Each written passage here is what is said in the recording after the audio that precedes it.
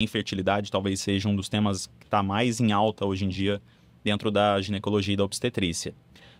Falando especificamente das causas femininas, a gente sabe que também tem causas masculinas, mas falando especificamente das femininas, quais são as principais causas de infertilidade e existe realmente uma idade ideal para a mulher engravidar?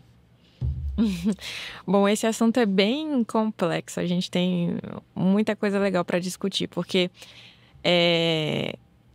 teoricamente a gente tem uma idade fisiológica que não é uma idade social. O que eu quero dizer com isso? No ciclo de vida da mulher, ela já nasce com os óvulos contados, tá? Isso vem desde o útero da nossa mãe. E ao longo do tempo a gente vai eliminando esses óvulos e perdendo a quantidade que a gente tem ao longo da vida. Então, se a gente considerar uma idade ótima, fisiologicamente falando, só a nível ovariano, seria de 20 a 30, 35 anos, tá? Certo. Só que a gente tem vários outros fatores a considerar. Então, não é só a quantidade de óvulo, a gente também tem que pensar na qualidade. Tudo que a gente faz na nossa vida, a gente pode melhorar ou piorar a qualidade desses óvulos. Então, é aquela história que a gente estava falando, da interferência do meio externo na fisiologia, inclusive, do ovário. Esse é um ponto. Mas acho que a nossa sociedade, de uma certa forma, não está preparada, né, na maioria das vezes, para, hoje em dia, estar com tudo estabilizado para engravidar nesse período. Então, hoje em dia, eu diria que o maior risco para a infertilidade é o fator idade. Porque as mulheres estão deixando para engravidar cada vez mais tarde, e isso, por si só, é um fator independente das outras questões relacionadas à saúde. Se a gente for pensar em outros tipos de alteração, a gente pode ter alteração, porque aqui eu estou falando só de ovário, né? Mas não é só o ovário, a gente tem que ter um funcionamento do ovário, das tubas, do próprio endométrio, para poder garantir que esse embrião grude ali na parede do útero. Então, a gente vai ter fatores tubários, então essa questão das ISTs, elas também podem interferir. A gente vai ter fatores no endométrio, então doenças como endometriose ou tudo que aumenta muito a nossa inflamação pode atrapalhar. Um fator de grande preocupação hoje em dia é a obesidade, porque ela vai interferir em tudo isso. A gente vai ter uma alteração no funcionamento do ovário pelo excesso de gordura, que também vai produzir hormônios. A gente vai ter um aumento dessa inflamação crônica que vai atrapalhar a fertilidade ali do endométrio. E a gente tem alguns problemas de saúde que também são frequentes, como a síndrome do ovário policístico, que às vezes pode atrapalhar um pouco a ovulação. Então, eu diria que são muitos fatores que a gente pode pesquisar, ou que pode ser, às vezes, mais do que um problema, né? Mas hoje eu acho que o que eu mais percebo, assim, é o fator idade, realmente. Com certeza, e eu acho que por isso que a gente está, né, tão atenta nas consultas com essas pacientes que estão se aproximando ali da faixa dos 30 anos e tem um desejo de gestar, mas às vezes ainda não está encaixado com a sua rotina ali de vida. Não é o momento que elas querem, né? Seja por questões profissionais ou por ainda não ter uma parceria ali para gestar. Da gente falar sobre a questão, né? Se é uma possibilidade para a paciente, quais são os benefícios de, num futuro ali, pensar em congelamento, né, de óvulos. A gente sempre está tendo que expor isso para as pacientes. Eu acho que cada vez mais é a nossa função também trazer para que essa paciente consiga ter segurança de poder optar em gestar na idade que ela achar adequada, né? Seja por qual for o motivo. Mas a nossa importância de estar apresentando isso para as pacientes, eu acho que é bem importante. E a gente tem na mídia, né? Muitas mulheres engravidando cada vez mais tarde. Às vezes eu acho que é um contraponto, assim, porque as pessoas ficam pensando, não, mas se tem gente engravidando com 60 anos, eu posso deixar para engravidar mais para frente também. Só que essa paciente que está engravidando depois da menopausa, ela está utilizando, né, meios não naturais, muitas vezes, e a gente fica naquela de que dá para engravidar espontaneamente com 60 anos. Não é bem assim. Vai ficando cada vez mais difícil, e é legal a gente entender isso, porque a gente tem alternativas hoje em dia. Então, como a Rafa falou, às vezes paciente que deseja muito ser mãe, está chegando aos 35, não tem previsão que isso aconteça no futuro próximo, sempre é legal considerar essa possibilidade. Ou o contrário, o paciente que tem muito desejo de engravidar, mas não sabe muito bem como se preparar, pensar nessa questão da qualidade, né? Que vai passar por atividade física, alimentação, diminuição desses fatores de inflamação, então estar num peso adequado, né? Tudo isso ajuda na fertilidade como um todo. Lembrar também que, logicamente, engravidar em idades avançadas traz não só o risco da fertilidade em si, como no próprio embrião, né? Perfeito. Existem várias doenças que estão associadas ou alterações genéticas associadas com a idade, principalmente, e que podem influenciar nisso. Era isso que eu ia complementar, que a questão não é só conseguir engravidar, né? Exato. Mas qual é a qualidade desse óvulo e aí, consequentemente, alterações genéticas que a gente pode ter aí nessa gestação. Não só isso, né? É uma gestação de maior risco, né? É um paciente que vai ter mais chance de hipertensão na gestação, vai ter mais chance de diabetes gestacional, vai ter mais chance de parto prematuro, de abortamento, de uma série de outras questões que, por si só, a idade é um fator de risco para a gestação, sem sombra de dúvida. Perfeito. E até aproveitando esse assunto, talvez um dos tópicos que apareça bastante na mídia é essa parte de reserva ovariana, né?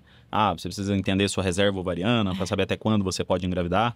O quanto isso realmente é relevante no ato de engravidar e como que a mulher pode descobrir qual é a reserva ovariana, quanto tempo ela pode ainda engravidar? Então, assim, a gente tem algumas formas de avaliar essa questão de reserva. O importante é a gente diferenciar que a avaliação de reserva ovariana, ela é para uma questão de quantidade e não de qualidade desse óvulo, tá? Perfeito. Então, não é porque tem uma reserva boa, em termos de quantidade, que serão óvulos bons e de sucesso para uma gestação, tá? Duas formas ali mais frequentes da gente avaliar essa questão da reserva é fazer um ultrassom com contagem dos folículos antrais. Então, tem toda uma questão de especificação de momento do ciclo menstrual. Então, é uma paciente que não pode estar fazendo uso de método de bloqueio hormonal contínuo, porque a gente não vai ter ciclo hormonal, então a gente não vai ter como fazer essa avaliação, né? Ou então fazer a dosagem de um hormônio que chama antimileriano.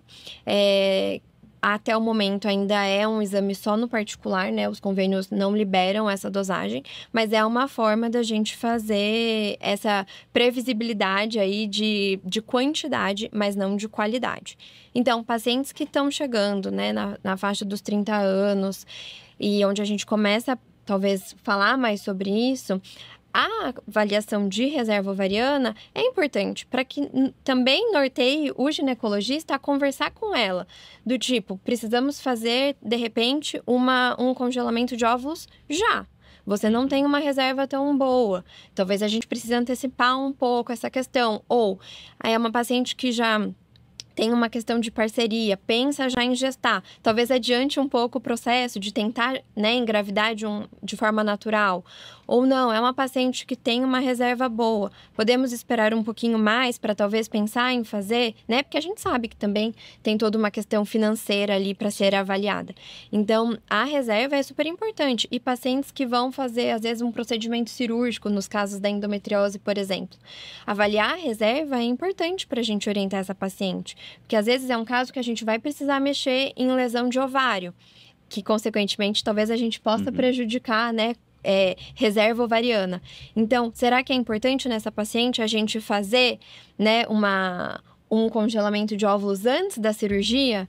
Já, se for uma paciente que tem uma reserva ali já meio limítrofe. Então, a avaliação da reserva é importante. Mas lembrando que a gente não vai conseguir garantir para essa paciente que mesmo com uma reserva boa, que ela tenha um sucesso de gestação e que a gente fala do desfecho, que é o bebê em casa, né? Isso a gente não tem como garantir. Eu diria que é o que a Rafa falou, reserva é igual a quantidade. Mas de uma forma relativamente prática, tirando esses exames que a gente pode fazer, a gente tem essa noção de que depois dos 35 anos a reserva vai ficando cada vez menor. Então, até para aquelas pacientes que não têm condição de pagar o exame ou que, enfim, não conseguem fazer, eu acho que um bom marcador para isso seria realmente a idade. Porque cada vez é como se fosse uma curva, né? Então, depois dos 35 anos, essa quantidade ela vai sendo cada vez menor e depois dos 40, menor ainda. Então, são dois marcos importantes que eu acho que socialmente a mulher foi mudando muito o seu papel, enfim, mas o nosso corpo biológico não. Então, isso continua sendo mais ou menos esses limites aí. Acho que a idade é um fator que é um dos mais importantes para delimitar reserva. Sim, com certeza. Bom, você citou rapidamente a obesidade, né? E talvez uma das grandes epidemias que a gente tem hoje, uma epidemia um pouco mais silenciosa, que muitas vezes não gera tantos impactos, porque geralmente a consequência negativa vem ao longo do tempo, é a obesidade em si, e muitas vezes ela tem sido quase que normalizada, ou tentando trazer ali questões sociais e até mesmo psicológicas para diminuir o impacto que a obesidade tem dentro do nosso metabolismo como um todo. Pensando na saúde da mulher, o quanto, por exemplo, é mais difícil para a mulher controlar o peso em relação ao homem, ou seja, a chance de obesidade é maior, e necessariamente quais os impactos negativos que a obesidade traz para a saúde, não só da fertilidade, mas também em geral da mulher. Então, assim, as mulheres, né, a gente tem uma questão do ciclo hormonal, como a gente falou no começo do episódio, que vai interferir com a questão de metabolismo calórico dessas pacientes, né? Mas também a gente não pode colocar tudo isso na variação hormonal para justificar, às vezes, hábitos ruins que a paciente tenha, né? Lembrando que a questão do peso, de metabolismo, sim, mas às vezes é mais como uma retenção hídrica, né? Um edema, do que um aumento de peso tão expressivo assim dessa forma. Então, isso que a gente precisa também alinhar. Outra questão é o uso de métodos relacionados a aumento de peso. A gente precisa desmistificar isso, né? Alguns métodos podem aumentar um pouco a retenção, mas não aumentar, né? Paciente, comecei a usar um método, ganhei 10 quilos. Será que foi só o método, né? Vamos avaliar as outras questões. E o sobrepeso e a obesidade vão impactar. Pacientes que são obesas, né, vão ter mais tecido adiposo e aí vão ter maior chance da gente ter uma amenorreia, que é a falta da menstruação. E a falta da menstruação de modo não programado, seja por um método contraceptivo, é por alguma desregulação que está impactando na função ovariana. E a gente sabe que a obesidade está interferindo diretamente nisso. Então, pacientes que têm sobrepeso, obesidade, vão ter uma funcionalidade de ovário menor. E com isso, a gente vai ter maior chance da infertilidade também, né? Não só isso. A obesidade, como você falou, é uma epidemia atual. Eu acho que ela está muito relacionada a estilo de vida e, claro, com algumas mudanças do papel da mulher na sociedade. Então, hoje é a mulher que, né, trabalha, cuida dos filhos, cuida da casa. Às vezes ela não tem tempo para fazer a própria comida, ela não tem tempo para ir para academia, ela não tem tempo para fazer uma série de questões que contribuem para esse quadro. Como a Rafa falou, a parte hormonal ela tem uma associação muito pequena em ganho de peso, em retenção hídrica. A gente fala mais ou menos em 0,5 quilo de ganho por ano para a mulher, que seria algo fisiológico por conta da diminuição do metabolismo. Então, não justifica a obesidade. E a obesidade, acho que é interessante entender isso. As células de gordura em excesso, elas também produzem hormônios. Então, isso vai atrapalhar diretamente não só o funcionamento do ovário, mas aumenta muito o fator inflamação crônica. E a inflamação crônica ela vai ter diversos outros aspectos em termos femininos, né? Aumento de dor do período menstrual, dores crônicas, né? Uma dificuldade, às vezes, do sistema endócrino mesmo de funcionar. Então, não é só uma questão da amenorreia, às vezes uma anovulação crônica. São pacientes que vão sangrar mais no período da menstruação, às vezes até de mais difícil controle. Então, não é só uma questão de fertilidade, é uma questão até de qualidade de vida. Sim. E aí é fundamental a gente entender que é uma questão comportamental também. A gente tem algumas até questões que podem contribuir. Então, às vezes, uma paciente que já tem uma síndrome do ovário policístico, a gente sabe que tem uma tendência a maior resistência à insulina, tem uma maior tendência à obesidade, vão ser pacientes que vão ter um pouquinho mais de dificuldade do controle de peso, mas é importante a gente entender que o papel do nosso estilo de vida influencia muito nessa questão também.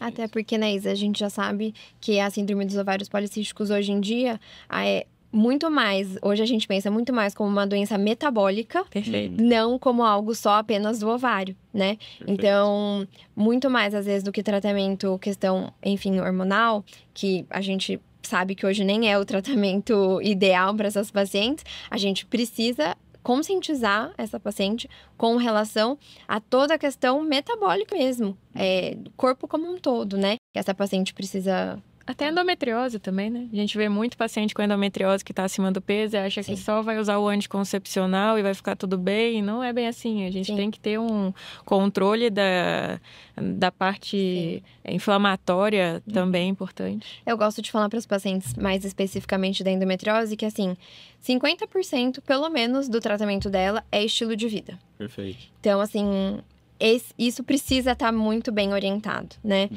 Você pode fazer o melhor bloqueio. Se essa paciente não mudar estilo de vida, às vezes as pacientes não têm melhora dos sintomas, né? Mais especificamente da endometriose falando. E a gente vê pacientes que mudam o estilo de vida e a gente não precisa fazer bloqueio hormonal, usar, né, medicação hormonal, fazer cirurgia, nada disso. Por quê? A mudança de estilo de vida, 50% ou mais, é fundamental para esses pacientes. Inclusive, a gente gosta de falar sempre aqui, né, que cada vez mais o conhecimento sobre o metabolismo tem mostrado que algumas condições parecem ser muito mais consequências de alterações metabólicas do que necessariamente doenças em si.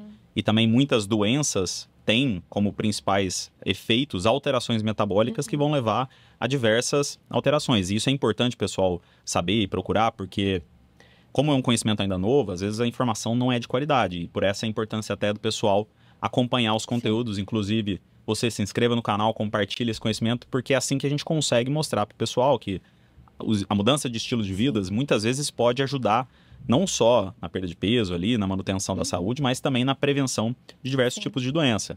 E muitas vezes também a obesidade em si, o acúmulo de gordura, é tido por alguns pacientes como algo não tão problemático, porque para eles a gordura é como se fosse um tecido inerte, né? Que está ali ocupando espaço, e a gente sabe muito bem que tem várias alterações inflamatórias associadas e que podem trazer um risco importante para a população.